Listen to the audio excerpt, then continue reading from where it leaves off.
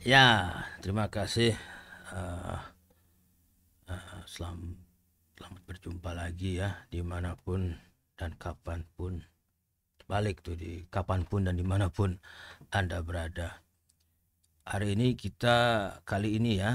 masih di hari Senin sini ya.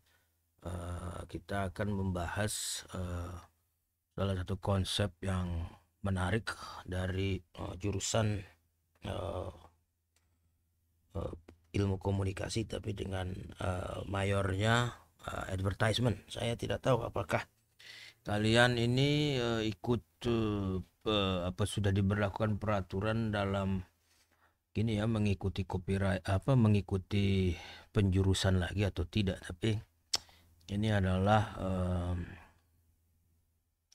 materi dari advertisement. Nah, yang sangat menarik ini, ada ada banyak nih yang bisa kita ambil ya. Di sini ada copywriting, periklanan kreatif, advertising, desain kreatif, sama periklanan kreatif. Ini apa bedanya tiga ini ya? Satu, dua, tiga. Apa bedanya? Jadi periklanan kreatif ini sebenarnya adalah pengembangan dari dasar-dasar periklanan. Semuanya itu memperlihatkan apa sih yang perlu dipahami eh, dalam hal periklanan atau komunikasi pemasaran secara mendasar. Dan juga mungkin ada komunikasi bisnisnya. Nah, ini kamu akan paham sebenarnya ruang lingkupnya di mana aja gitu ya. Dan kita akan lihat sebenarnya apa yang menjadi penting untuk disampaikan dari masing-masing sebenarnya supaya kalian ini tidak mengalami tumpang tindih gitu. Nah, sebenarnya dari kita sendiri juga apa namanya? Ya kita tidak ingin ada salah paham. Maksudnya kita tidak ingin ada kalian ini mengalami tumpang tindih satu sama lain. Jadi ini adalah eh, dasar-dasar periklanan, ini adalah kreatif strategi dan copywriting. Dan ini ada bahan sedikit tentang IMC, dan kemudian ini adalah advertising design dan kreatif. Jadi advertising design dan kreatif ini terkait dengan masalah melakukan kreatif strategi, tapi dimulai dengan konsep ideasi dulu, ideationnya ya. Jadi bagaimana menjadi kreatif ini penting untuk dipahami bersama ini. Baik, nah sekarang kita ini di copywriting dan creative design. Nah ini sebenarnya agak salah, bukan agak salah sih.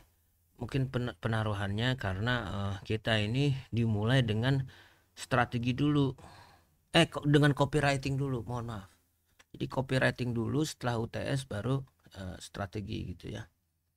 Nah, ini nanti kita sampaikan kepada ini ya, kepada para kawan-kawan yang mengikuti mata kuliah ini supaya kita ini bisa tahu sebenarnya eh, apa sih yang menjadi jargon penting dalam periklanan tentang kreatif desain strategi gitu ya.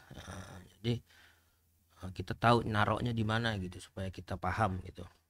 Nah, copywriting introduction dulu ya. Kita ini di sini karena diawali dengan kita akan mengajar copywriting dulu. Copywriting introduction ini cakupannya ada 4. Satu adalah masalah copywriting dan perannya dalam strategi advertising, dan kemudian bagaimana kita bisa menulis yang 3 hal itu: attention grabbing, headline, storytelling, dan call to action. Nanti kalian akan sering banget mendengar kata-kata call to action ini ya di dunia praktek kalian, dan sebenarnya kamu tahu sebenarnya apa gitu. Kadang-kadang ini bagian bagian dari bagian dari penulisan dan juga bagian dari periklanan. Kalau di bagian penulisan di mana? Dan itu yang harus dilakukan oleh para penulis copywriter ya.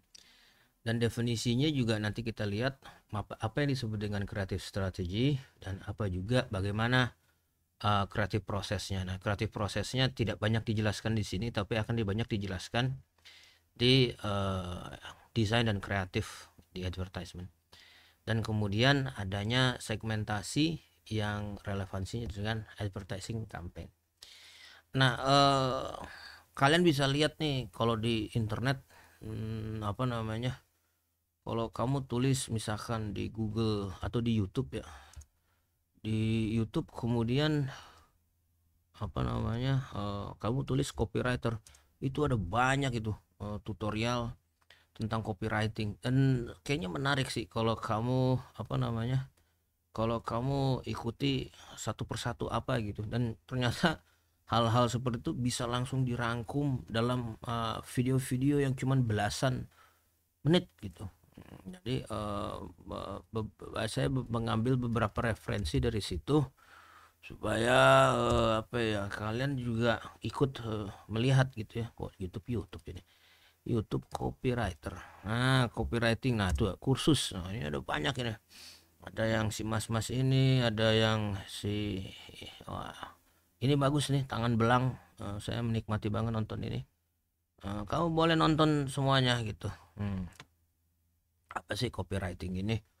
Bahkan katanya copywriting langsung kamu bisa langsung tahu. Nah, ini juga menarik, ternyata buku-buku copywriter juga itu seliwiran di mana-mana itu. Copywriting ya, harganya juga harganya juga kayak begini. Coba kamu lihat copywriting begini ya, copywriting. Nah, ini juga ada banyak tuh definisi apa dan sebagainya. Sampai kita juga sangat bingung ini sebenarnya yang generik yang seperti apa gitu ya. Maksudnya yang generik itu eh ya eh apa ya? Yang datang dari kitanya itu seperti apa gitu. Ya, sehingga semua orang menawarkan yang, semua orang menjadi bisa menawarkan yang sama gitu. Ini copywriting, nah, ini udah banyak nih bukunya juga, wah udah bejibun ini. Nah, tapi menurut saya memang hanya ada beberapa buku yang bisa saya tawarkan supaya bisa kamu ini, saking banyaknya kamu bingung. Welcome to the internet era where you are flooded with information, loaded with books and reference, that you are having confusion to which one is the apa yang, buku mana yang harus dibaca. Saya menggunakan beberapa buku, yaitu bukunya ada menurut saya nggak usah banyak-banyak ya. Bukunya ada, saya nggak di sini, nggak di bawah nih. Coba ada nggak di sini? Nggak di itu. Nanti saya kasihkan ya. Tapi ada. Oh, coba. Sini kayaknya ada. Nggak ada. Nanti deh. Ini salah satunya nih, Robert Bly. Saya menggunakan ini. Terus juga menggunakan Margot Bergman. Margot Bergman.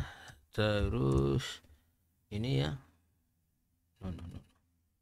Copywriting Margot Bergman. Book. Copywriting Margot Bergman. Coba gambarnya.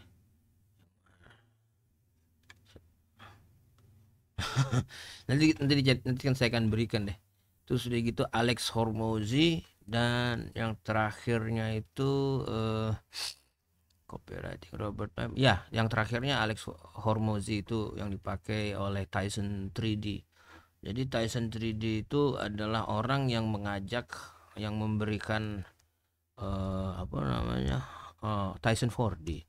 Tyson 4D yang memberikan kursus menarik tuh, 4 weeks langsung 10K for month katanya. Wah, mantap itu. Apalagi kalau kalian bisa atau punya bahasa Inggris yang baik. Jadi kalian juga bisa melakukan copywriting untuk berbahasa Inggris, itu sangat berguna itu. Nah, ini ada copywriting versus copywriting. Wah, ada banyak, harganya juga murah, sehingga kita bingung sebenarnya relevansinya mata kuliah ini apa gitu. Nah, tapi pada intinya kita pendekatannya adalah pendekatan saintifik tentunya ya. Jadi kita harus memahami 3 hal: epistemologi, dan kemudian aksiologi, dan kemudian ontomologi. Sekarang hari ini kita lihat mungkin epistem, sejarah, dan kemudian etikanya juga nanti itu nggak sekarang, coba nih kita sejarahnya aja, dan kemudian ontologinya itu adalah sifat-sifat yang kita bisa pahami terkait dengan masalah kemunculan ilmu itu. Nah ini gambar ini saya ambil dari video tadi ya, video yang saya tawarkan tangan belang, kamu bisa lihat Jitu Kenaya. Nah, ini minuman sarsaparilla, ini iklan Tempo dulu 1928, bayangkan ini sebelum pra kemerdekaan sudah ada tulisan-tulisan.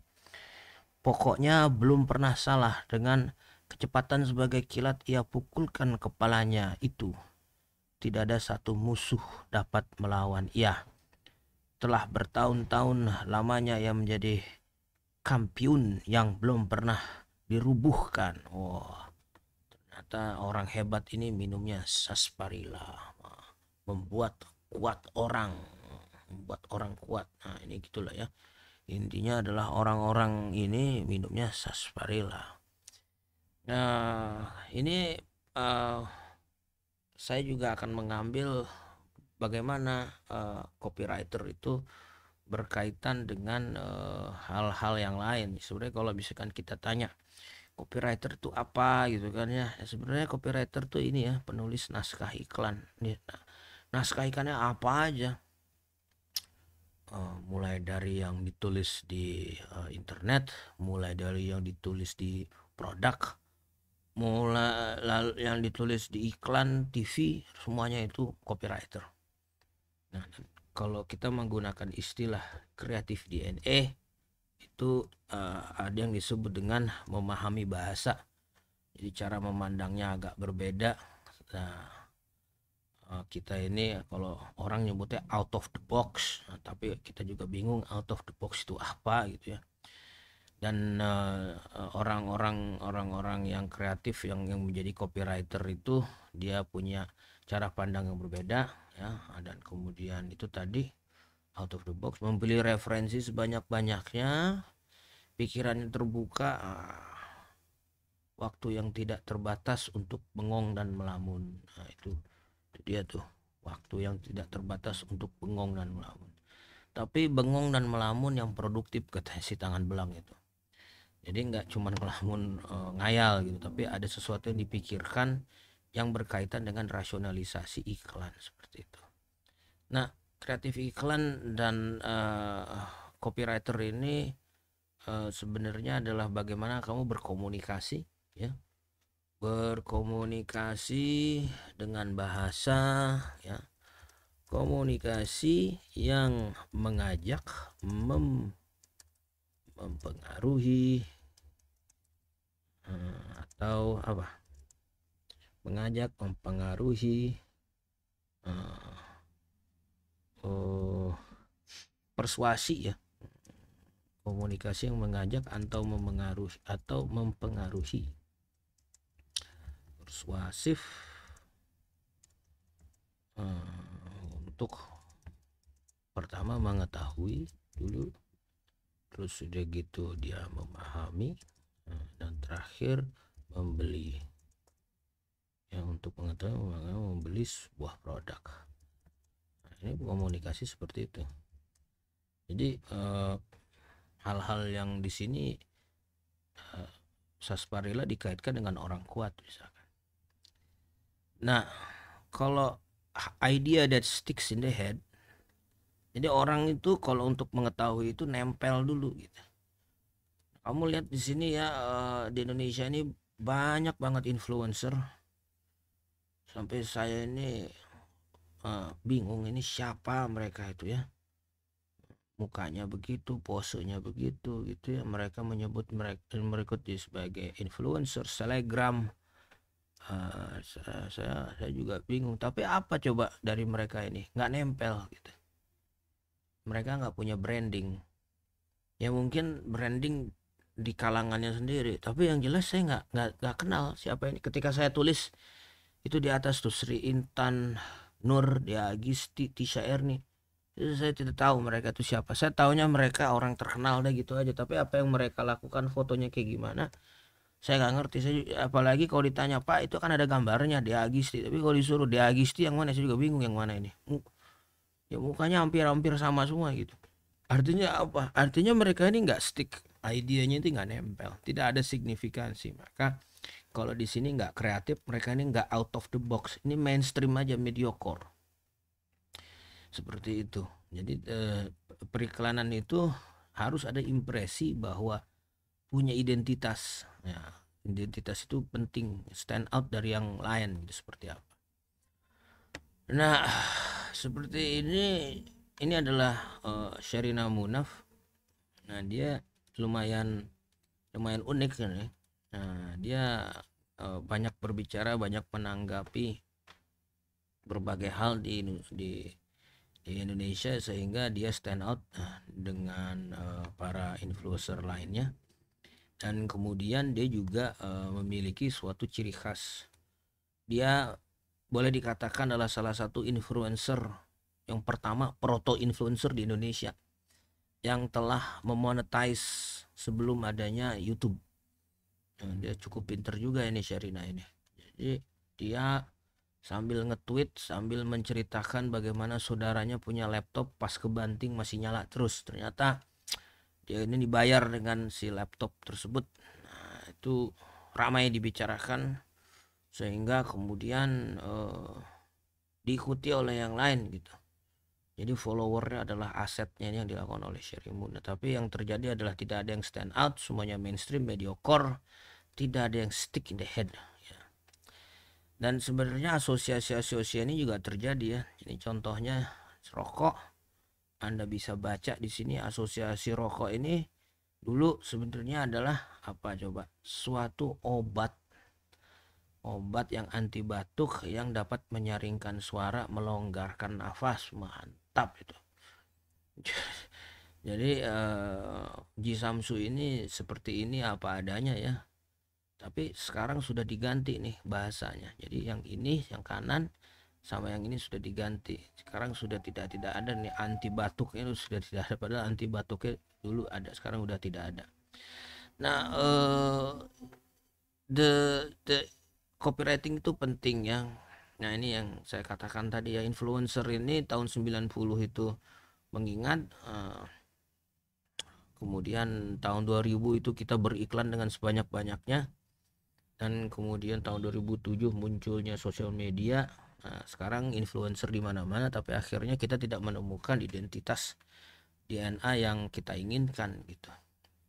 Nah, apa sih sebenarnya yang paling penting dalam copywriting itu? Copywriting itu dia sebenarnya menyampaikan gagasan yang pada intinya mengkonsep semuanya dalam suatu bentuk bahasa yang bisa dipahami, itu menjadi identitas.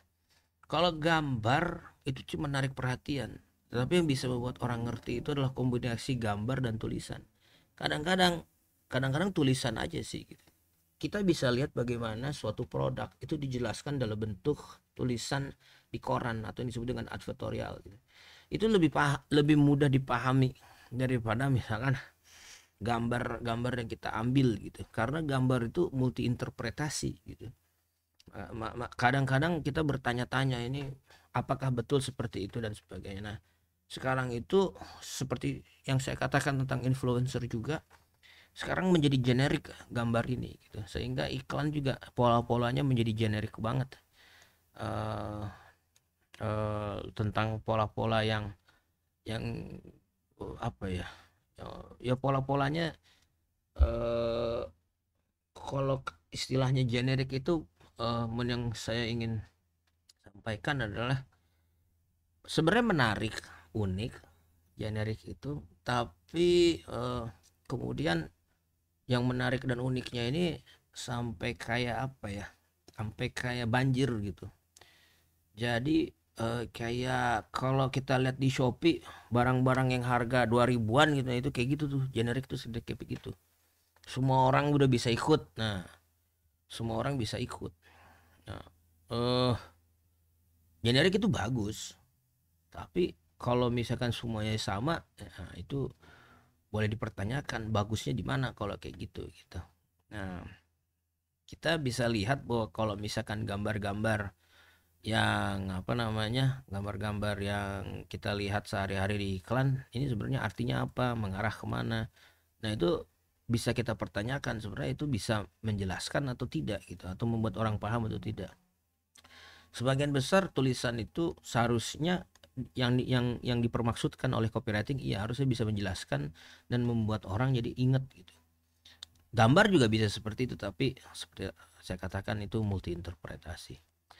Nah, apa sih sebenarnya perbedaan yang bukan perbedaan, apa sih yang menjadi penting atau bagian-bagian umum dalam copywriting? Itu ada attention grabbing headlines, compelling story, dan clear call to action. Nah, sini saya tidak banyak berbicara ini ya. Jadi kalau kita lihat di sini, pertama itu gambar tuh gunanya untuk menarik perhatian dan juga storytelling, tapi semua itu harus bisa membuat para konsumen untuk bertindak. Ya bertindaknya itu apa? Setidaknya mengklik gitu, like atau apa dan sebagainya. Tapi biasanya mereka langsung pukul rata. What is the call for action? Is to buy, gitu ya. Nah itu kadang-kadang kita harus bertanya kepada si klien, ini iklan ini dibuat untuk apa dulu, dalam tahap apa dulu nih gitu. Tidak semua iklan itu dibuat untuk membuat orang beli, tetapi memang banyak ke prinsipal yang merasa iklan tuh ya memang di one only purpose, itulah membuat orang untuk beli. Fast moving goods, barang-barang yang cepat keluar itu dibuat seperti itu gitu. Dibuat seperti itu agar tidak bertele-tele, langsung apa ya, langsung orang langsung beli gitu tanpa harus ragu-ragu, dan mereka langsung ya langsung aja gitu tanpa harus berpikir apa-apa, mereka langsung beli. Itu fast moving goods. Di copywriting ini ada tiga hal ini ya. Yang satu adalah menarik perhatian, ketiga adalah masalah narasi ya. Narasi itulah sesuatu yang sangat mutlak dalam komunikasi yang digunakan oleh manusia. Bahkan sudah tidak bisa dipungkiri lagi ya bahwa kita ini berkomunikasi untuk bercerita gitu. Bercerita inilah yang kemudian membuat orang memutuskan sesuatu bukan secara logis ya, enggak secara logis. Jadi harus kamu pahami bahwa iklan ini mengandalkan emosi. Mengandalkan emosi manusia untuk mengambil keputusan dan membeli. Nah di sini kamu harus paham bahwa narasi itu membentuk emosi-emosi tersebut, naik turun, contradiction, juxtaposition, hal-hal yang berkaitan dengan uh, membuat orang memutuskan untuk beli, asosiasi-asosiasi seperti itu. Tapi kalau misalkan emosi-emosi seperti itu tidak tidak clear, maka orang akan sulit. Contoh ini misalkan juxtaposition dari ganteng itu kan kontradiksinya tidak ganteng gitu. Makanya identifikasi ganteng ini dimulai dengan ketidakgantengan dulu. Kalau misalkan tidak ganteng dan kemudian orang harus bagaimana, nah seperti itu ya, beli produk ini, kalian pasti punya masalah kan. Nah itu narasi itu seperti itu, ada juxtaposisi, ada kontradiksi. Hasilnya ganteng dengan produk kita, tapi awalnya adalah kita tidak punya apa-apa, atau anda dalam keadaan yang mana tidak utuh. Nah, itu narasi seperti itu. Ada perubahan, ada perpindahan konsep dari satu yang ke lainnya menggunakan narasi. Dan terakhir adalah yuk kita gitu, yuk kita ganteng gitu. Yuk kita jadi ganteng dengan produk ini. Nah itu biasanya seperti itu. Copywriting itu konsepnya sebenarnya ada banyak, tapi ini tiga bisa merangkum semua hal yang menjadi penting dalam copywriting. Nah minggu UTS awal kita itu sebenarnya masalah strategi dulu, copywriting dulu, lalu dikaitkan dengan copywriting. Nah sekarang kan pertanyaannya adalah sebenarnya apa hubungan antara strategi dan copywriting kan begitu. Nah ya tadi ya saya katakan copywriting itu naskah iklan ya, landing page, semua hal ya, dan masalah. Nah ini kita akan belajar masalah positioning, masalah segmentasi target khalayak. Tapi kalau misalkan strategi itu apa, nah ini yang kita harus pahami tentang strategi. Strategi itu adalah suatu konsep yang mana berkaitan dengan bagaimana implementasi itu. Copywriting adalah bagian dari strategi. Nah, strategi besarnya itu apa gitu. Nah, strategi besarnya tentu dipahami adalah masalah target audience dan lain-lain. Dan ini penting untuk dipahami bahwa copywriting itu adalah bagian dari suatu konsep yang penting, dan kamu nanti sebagai art director tahu sebenarnya yang paling penting apa dalam copywriting. Saya esensinya tahu, dan kemudian itu bisa dicek, dan kalian bisa lebih confident gitu bahwa ini adalah sudah sesuai dengan apa yang dijalankan. Sorry ganggu tadi.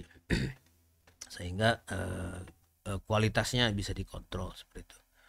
Nah, strategi dan copywriting itu saling berkaitan, dan ingat ada yang disebut dengan IMC ya. IMC adalah komunikasi pemasaran terpadu, yang di dalamnya juga ada selling point dan juga ada pemasaran ya. Komunikasi pemasaran is periklanan. Nah, di awal tengah semester awal, jadi setengah semester yang awal gitu, atau nanti kan ada tengah semester kedua itu setelah UTS. Nah, setengah semester awal ini kita ini harus mempelajari apa itu customer kita. Nah, customer kita itu ada dua, ada audience dan juga ada market. Nah, kalian harus paham di antara koneksi antara market dan audience ini adalah konsumen. Konsumen itu ya calon kita, siapa mereka itu. Nah, ini melalui suatu penelusuran yang saya lakukan gitu ya. Sebenarnya konsumen ini ya orang Indonesia gitu, yang udah memiliki polanya ini sebenarnya bisa kamu cek sendiri seperti apa gitu. Dan menurut saya ini adalah contoh kecil aja bagaimana nih orang Indonesia ini perilakunya gitu. Jadi perilakunya seperti apa gitu. Nah, ini menurut saya menarik untuk dibahas, karena ini sudah bertahun lamanya di Indonesia ini kelakuannya masih seperti ini. 1 2 3 4 5 6 7 8 9 10 ya. Pamer dan gengsi ini. Nah, ini di apa? Digembangkan dari salah artikel yang sudah lama banget. Udah 10 tahun. Nama 10 perilaku konsumen Indonesia. Ini tahun berapa pertama kali? Setahu saya nah ini di Ajaib yang saya dapatkan, nah ada perubahan konsumen dan sebagainya. Ini menarik, kalian bisa jawab. Jadi 10 yang paling utama itu apa? Nah, apakah kamu setuju atau kamu punya hal lain yang ingin disampaikan terkait dengan perilaku ini? Nanti kita bahas dalam bagaimana kita mentargetkan atau mensegmentasikan juga antara para konsumen ini dengan apa yang mereka lihat, dengan apa yang mereka pahami ya. Jadi di situ adalah supaya kita juga bisa tahu bahasa-bahasanya seperti apa. Nah, pada akhirnya kalian nanti bisa melihat bahwa memahami hal-hal ini penting buat kalian, karena masalah linggo ya. Linggo itu bahasa-bahasa yang efektif yang kalian bisa gunakan nanti ketika kalian sudah bekerja, dan itu berkaitan erat dengan konsep-konsep yang membantu kalian untuk melakukan efektivitas dalam memasarkan suatu produk, dalam melakukan komunikasi pemasaran dan juga periklanan. Nah, ini kata-kata yang saya sering gunakan ya. Good idea is not enough, it has to sell. Ini juga berlaku di mata kuliah nanti, creative thinking atau kreatif ini. Jadi sebenarnya semua hal yang kalian lakukan itu ya harus bisa dijual ya. Harus bisa dijual, inilah yang penting bagi kita, bagi komunikasi pemasaran, bagi prinsipal.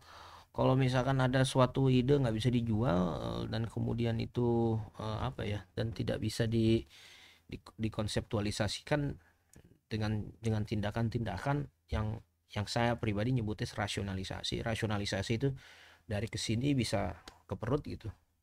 Apa yang di sini bisa bisa dipegang itu mendekati, kalau dalam komunikasi pasaran adalah harus bisa dijual, harus bisa menjual. Tercakup menjual, dijual, membuat orang jadi beli gitu, seperti itu. Nah, ini penting sekali. Nah, ingat bahwa ada banyak mungkin pertanyaan-pertanyaan yang kamu sampaikan. Boleh kamu tulis gitu, atau kamu tanya langsung di WA supaya kita nanti bisa membangun suatu apa ya yang hangat gitu ya, komunikasi yang hangat. Nanti ada tugas pertama, simple banget. Jadi silahkan aja nanti diikuti instruksinya seperti apa. Dan saya harap kalian hari ini kita bisa membuka perkuliahan genap yang menyenangkan. Terima kasih atas waktunya. Sampai jumpa minggu depan.